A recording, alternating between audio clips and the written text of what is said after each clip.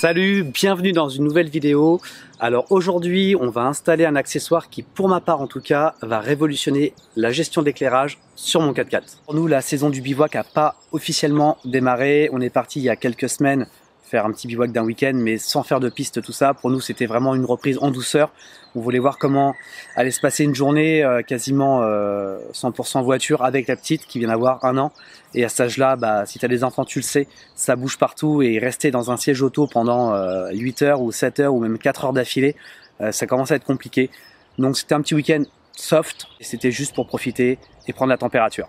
Alors oui, encore une vidéo test produit, tu risques de me le dire, mais ça fait partie du jeu aussi. Quand les marques t'envoient du matos à tester, et en échange, ce qu'ils veulent, eux, c'est des vidéos. Voilà. Hop hop hop, hé, mais tu fais quoi? Pourquoi tu te justifies là c'est une vidéo test produit? Les gens, ils aiment bien les tests produits, non? Pourquoi je me justifie en expliquant ça? C'est juste parce qu'à la base, la chaîne, c'est une chaîne dédiée au bivouac et tout ça. Et que maintenant, j'intègre quand même des vidéos test produits, tout ça. Et peut-être que certaines personnes qui nous regardent, c'est pas trop leur délire. Bah si, la preuve, ils ont déjà regardé d'autres vidéos de test produits. T'en regardes bien, toi. Par contre, t'as déjà fait un sondage sur Instagram, par exemple, pour prendre le pouls? Toi, tu regardes bien des vidéos test produits. T'aimes bien ça? Les gens, ils aiment bien aussi. Ça permet de savoir ce qu'ils vont acheter. En plus, si tu offres un code promo, c'est toujours moins cher, non? Moi, j'aime bien les vidéos test produits. Ouais. J'y penserai pour le prochain coup peut-être. Parce que oui, des vidéos test produits, il y en a encore d'autres qui vont arriver. Et d'ailleurs, restez un petit peu à l'affût parce que dans les prochaines semaines, il y a une vidéo qui sortira avec un nouveau test de produit. Ce produit, je le ferai gagner à l'un d'entre vous. Et donc, j'organiserai un petit concours sur Instagram. Bon, du coup, on peut y aller? C'est bon? Oui, oui, c'est bon. On fait la vidéo, c'est parti. Quand tu aménages un véhicule, un 4x4, tu te retrouves très rapidement avec pas mal d'accessoires et en général, tu passes des câbles un peu partout et ça peut vite devenir le foutoir. Et aussi un truc que j'avais avant, c'est-à-dire j'avais plein de petits boutons d'interrupteurs pour allumer la barre LED, les feux avant, les feux arrière. D'ailleurs, les feux arrière, je pouvais même pas les allumer en conduisant puisque le câble n'était pas assez long pour l'emmener dans l'habitacle. Le switch panel que j'ai reçu de chez Colite, donc c'est le modèle avec 8 boutons. Ça te permet de contrôler donc ton éclairage, mais pas que. Évidemment, tu peux brancher aussi différentes choses. Alors moi, personnellement, je vais mettre que des éclairages, mais tu pourrais très bien y brancher ton frigo, un compresseur et encore plein d'autres choses. Il est compatible 12 volts et 24 volts. Et le plus aussi avec ce modèle-là, c'est qu'il est connecté en Bluetooth et tu peux piloter ton switch panel directement depuis ton téléphone. Donc ça, c'est plutôt pratique. Tu es assis sur ta chaise tranquille en train de siroter une menthe à l'eau et tout d'un coup, bim, tu appuies avec ton téléphone, tu allumes tes lumières, ton éclairage, enfin ce que tu as envie. Alors la question qui se pose, c'est est-ce que c'est vraiment utile? Est-ce que c'est pas tout simplement un gadget? Est-ce que c'est facile à installer? Est-ce que je te le recommande? Et ça, on va le voir ensemble tout de suite.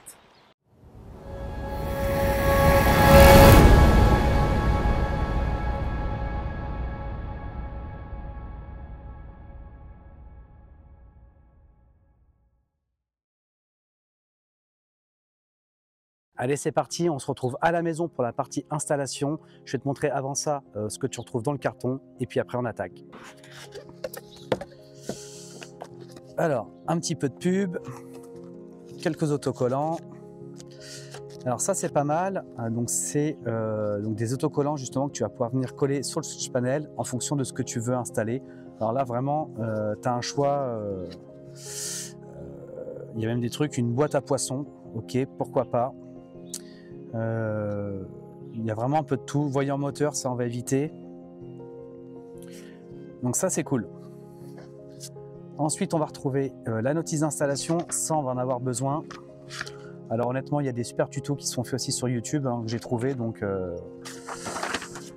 voilà. Ensuite tu vas retrouver le porte-fusible, le bornier, là où tu vas venir connecter toutes tes lumières. Donc ça, c'est ce qui va venir dans le compartiment moteur. Donc il va falloir qu'on lui trouve une place.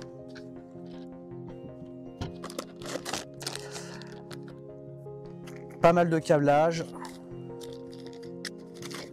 des fixations, un joli tournevis. des vis. Ensuite, tu vas retrouver aussi un coupe-circuit. Alors ça, c'est les fixations justement pour le switch panel. Et évidemment, le switch panel. Alors tout d'abord, laisse-moi te montrer comment étaient installées mes lumières juste avant ça. C'était tout simplement géré avec des petits boutons. Voilà, donc les feux jaunes, la barre LED et même chose pour les spots arrière, sauf que du coup, comme le câble n'était pas assez long, et ben c'est resté dans la benne et quand j'en avais besoin, comme c'est des lampes qui sont destinées à l'éclairage de bivouac, je les activais une fois à l'arrêt, quoi. Alors pourquoi j'avais mis ça comme ça? Tout simplement, en fait, j'avais pas envie de percer l'habitacle du Ranger, donc j'avais mis comme ça en provisoire et puis le provisoire en général ça dure, donc pas très pratique, pas très esthétique. Bon, maintenant reste à savoir où placer le boîtier et il me reste pas beaucoup de place dans le compartiment moteur. Alors je pense que je vais décaler le régulateur MPPT du panneau solaire du capot et je pense que je vais venir mettre le boîtier Colite ici. Bon, on va voir si ça passe. Bon, maintenant que la boîte est fixée, il va falloir les raccorder les câbles là-dedans. Ici, on a le positif, donc on va venir y fixer le câble qui est fourni, donc le câble rouge. Le plus important, c'est de ne pas faire tomber les vis dans le compartiment moteur. Ensuite, ce plus-là, on vient le raccorder à la protection juste ici. Une fois que ça c'est fait, il reste encore un câble rouge à venir fixer sur la sortie et qui sera directement branché sur le plus de la batterie. Bon, ensuite, il faudra raccorder le négatif sur le bornier et après le relier au négatif de la batterie. Alors je brancherai le tout à la batterie à la fin. Là en gros il nous reste le câble qui va être branché au switch panel. Et pour ça lui c'est pareil, c'est assez simple. Il suffit de venir de le brancher sur le bornier et on peut pas se tromper. Il y a des fiches avec des détrompeurs, donc c'est assez simple. Bon, le câblage pour le switch panel qui se trouve dans l'habitacle, il va falloir le faire passer par ici. Bon, ça devrait être assez facile puisque j'avais déjà passé les fils avec les boutons. Donc il suffit de retrouver juste le passage et de passer ça dans l'habitacle. Voilà, une bonne chose de faite. Et il y a vraiment de la marge sur le câble. Ensuite, il nous reste ceci à venir raccorder. Donc le câble, c'est celui-ci. Donc ça, c'est assez simple. Ça va venir se fixer à l'intérieur du boîtier. Et au bout, en fait, on a la petite fiche à venir raccorder. Et cette partie-là va venir se prendre sur un fusible dans le compartiment moteur. On vient raccorder ça ensuite juste à côté. Le but, c'est de venir relier ceci. Et donc là, on est sur un fusible de 2 ampères. Donc là, est-ce qu'on peut se mettre sur celui qu'on veut? J'ai envie de dire oui. Par là, plutôt peut-être, sur un 10. Ouais. Maintenant, il faut remettre le cache. Il va falloir peut-être faire une petite entaille pour que le fil puisse passer. Sans que ça le pince. Ouais, tout à fait. Bon, avant de tout fixer au propre, de mettre des colliers, des Colson, pour que ça soit bien rangé, bien propre, on va quand même déjà tout raccorder et on va vérifier que ça fonctionne. Maintenant, tout est raccordé à la batterie. On va mettre le contact et on va voir si ça fonctionne. Plus qu'à mettre le contact. Avec les clés, c'est mieux. Ah ok. Oui, bonjour, c'est JB, je m'en Et voilà. Ça fonctionne, c'est raccordé. Finalement, rien de sorcier si tu suis le plan ou si tu regardes, je te dis, une vidéo sur YouTube. La vidéo, c'est d'une autre marque, mais tout est à peu près similaire. Donc là, à première vue, ce que je vois, c'est que tu peux régler l'intensité de la luminosité du switch. Et tu peux changer aussi les couleurs comme tu en as envie. Maintenant, il va nous rester quoi? Et ben, il va nous rester à venir raccorder toutes les lampes du Ranger. Donc, dans un premier temps, il y aura la barre LED, il y aura les spots qui sont sur le capot et les spots qui sont à l'arrière. Et puis, je pense que par la suite, je vais rajouter quelques autres lumières extérieures aussi, donc on pourra venir toujours greffer. Alors, je sais qu'il y en a qui vont mettre d'autres options. On peut mettre brancher son compresseur, par exemple, pour l'allumer, une prise frigo, des choses comme ça. Franchement, moi, ça va être juste pour la lumière, rien de plus. Bon, je te montre. Alors, j'ai essayé de mettre ça au plus propre. Et ensuite, maintenant, tout est fixé. Voilà, ça au moins, ça bougera plus, c'est définitif. Comme ça, on évite de procrastiner, de se dire on va remettre ça, on fera ça demain, puis ça reste en provisoire. Maintenant, eh ben, on va s'occuper de la partie intérieure, puisqu'il va falloir faire un peu de rangement et puis retirer ces fils là, puisque ceux-là maintenant ils servent plus à rien. Il va falloir que j'aille les brancher dans le boîtier. Je vais commencer par brancher la barre LED. Je viens de repasser donc le câble où il y avait le petit bouton, donc là que j'ai coupé, et donc je vais venir le raccorder directement sur le bornier. Chaque bornier correspond donc à un emplacement sur la télécommande. Et d'ailleurs, ok. Je viens de m'apercevoir qu'en fait, si tu cliques sur On, donc ça t'allume le bornier effectivement, et si tu cliques directement sur un des boutons, ça t'allume aussi. Ok. Je savais pas. On va connecter le plus.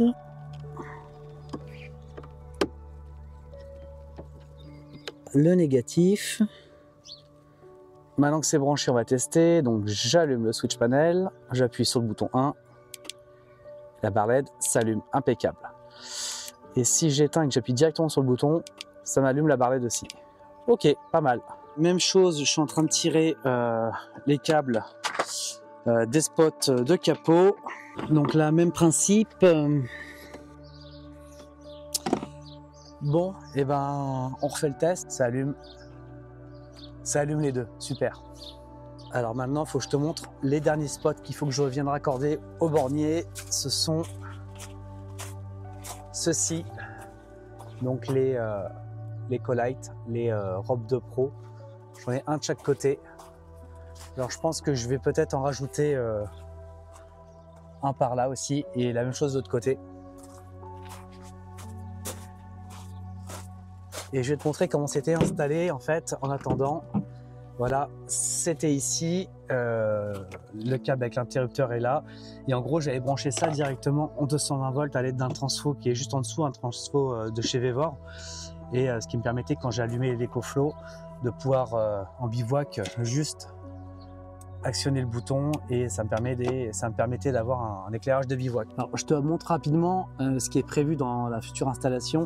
Donc je t'en ai déjà parlé dans une précédente vidéo, je m'étalerai un peu plus dessus prochainement, mais donc j'ai reçu aussi une batterie fixe, en gros une batterie au lithium de chez Litime, et le but ça va être de venir raccorder les spots vraiment dédiés au bivouac sur cette batterie là. Et cette batterie-là va être rechargée par le panneau solaire qui est sur le capot. Et ça permettra voilà, d'avoir le soir vraiment, quand on veut mettre les spots, que ça tire que sur cette batterie-là. Et je pense que je rajouterai aussi par la suite peut-être des prises USB ou une prise allume-cigare, peut-être pour le frigo aussi, pour comme ça je pourrais libérer les batteries nomades. Si je fais ça à la volée, hein, comme ça rapidos, on fait ça, non, c'est pas bon. Et si je fais ça avec l'interrupteur allumé, voilà. Donc les lumières sont allumées, je te montre ça. Voilà. Bon, pour passer proprement le switch panel, je vais le faire passer juste par là. Il y a un petit passage très léger où le câble peut passer, et je vais le faire remonter comme ça, et puis ça sortira là. Donc là, j'ai réussi à passer un petit guide. On va venir scotcher le câble, et après on va essayer de faire remonter ça propre là-haut. On va y aller gentil.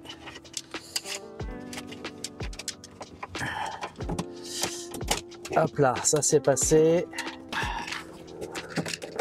Ah. Voilà. On recommence. On est reparti.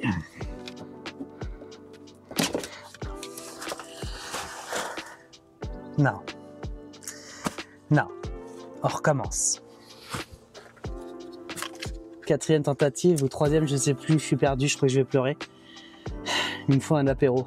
Dernière tentative avant abandon et attaquage de l'apéro. Voilà. Oui. Échec. J'en ai ras le cul. Enfin, me chercher le pied de biche.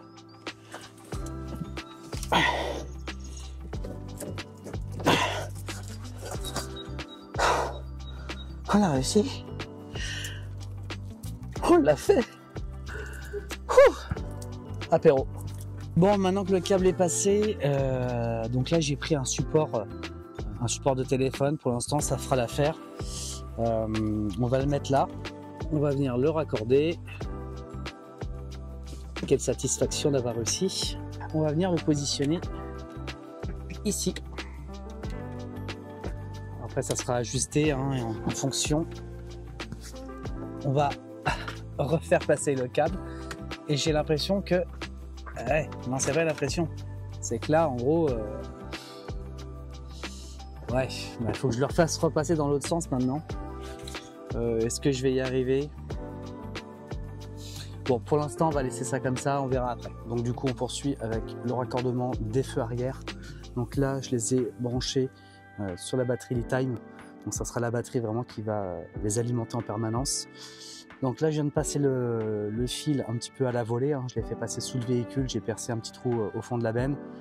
Je l'ai fait longer tout le long du véhicule. Il me reste juste à l'accrocher proprement.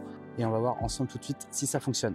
Voilà, la batterie après elle ira à l'intérieur du caisson. J'ai fait sortir le câble qui est là. Et en gros, pour l'instant, il est passé comme ça à la volée. Et après, on va finir de le fixer proprement. On va voir si ça fonctionne. En entendant un petit clac. C'est bon, ça fonctionne. Il nous reste à coller les petits autocollants. Alors, il va falloir choisir ce qu'on met. Donc là, le gyrophare, on va pas le mettre. Le bac à poisson, je sais pas. GPS. On a vraiment vachement de choses. Hein. Siège chauffant, on a des petits autocollants pour plein de choses. J'ai choisi la barre LED. J'ai choisi la petite icône front, le petit logo rear pour les spots arrière. Alors du coup, en attendant de raccorder d'autres choses, j'ai décidé de trouver des autocollants, donc je les ai mis de 1 à 1, 2, 3, 4, 5. C'est surtout pour une question de lumière et d'éblouissement, parce que là ça éblouit quand même vachement moins que quand il n'y a pas de stickers. Parce que j'ai eu un retour là-dessus sur quelques personnes qui m'ont répondu en story, de faire attention où on place le switch panel, parce que même si on le met au minimum, ça éclaire bien la nuit et il peut y avoir des reflets. Donc pour l'instant, j'ai rien d'autre à rajouter en lumière, mais c'est que des autocollants, donc ça pourra se retirer, puis je pourrais remettre autre chose. Mais en attendant, comme ça permet d'éblouir un peu moins. Bon, voilà pour la partie installation, c'est terminé. Alors c'est assez rapide, je pense qu'en une petite après-midi tranquillement, si tu as tout ce qu'il te faut sous la main, c'est largement réalisable. Il suffit de lire la notice ou de regarder une vidéo tuto sur YouTube. Ça te tombe bien, tu auras celle-ci en français. Voilà. Si tu as des questions sur la partie installation, passage de câble, raccordement ou autre, n'hésite pas à me le dire en commentaire et puis j'essaierai d'y répondre. Allez, tout de suite, on va aller tester ça en condition.